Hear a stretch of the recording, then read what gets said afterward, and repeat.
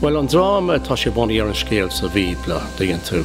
Déanann Salómé dogsa do Herod agus tá an dogsa sin tá sé go sásalús go hínt agus go héflach sin go ngeallann sé PB rod go bhhail léithí mar déanna agus írann siad cleigean ó ceann ón bhaiste agus géalann Herodí agus baidir an ceann dóin. So is scéal an bhíbla tá. Churpa tá mar anmhí alta faoi géimhin na gró na cráfachta.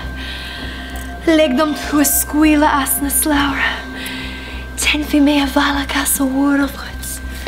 Lig fi mé siarú. Bí mar te gcónaí a cuairta ábhar nua agus bhí an seans agin leis an dráma seo.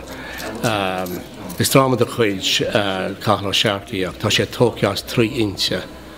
Srí sé grá an drama fadar a téama seo, drama gearra a téama agus bhí mé dealga leis a fear 2 bhliain agus chu sé rinspíí breise leis an dingin tú.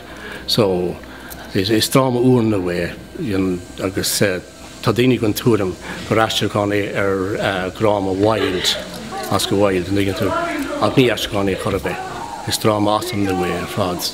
Ceol nuas canáíocht agus mar sin de multimédia atá gceist. Is scéal faoi gaoine atá, tá díaltas a gceist a grá a gceist. Go leor den na mothúcháin móra, í dóirim go daghan an religiún isteach sa scéal chorbe. Ní léir dat an rud atá os na chóir. Ní amháin an rud atá le teacht. Fáin.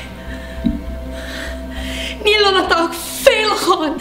Brachan sé a go a láh seáil an scríomh nóir na mothúcháin sin agus tá mé ceapacúte sin déanta go chan cumasach ag an údar sa gá seo. Agus go sin tá sé an ilite ar fad. Tá sé scríomh sé ar béirsíocht an dingin tú agus is ar nóíos fille scríomh é. So tá sé an cheolhar ar fad. Baid faoi mé fuair as it. Fiú mana bhfuil anna dá chloch.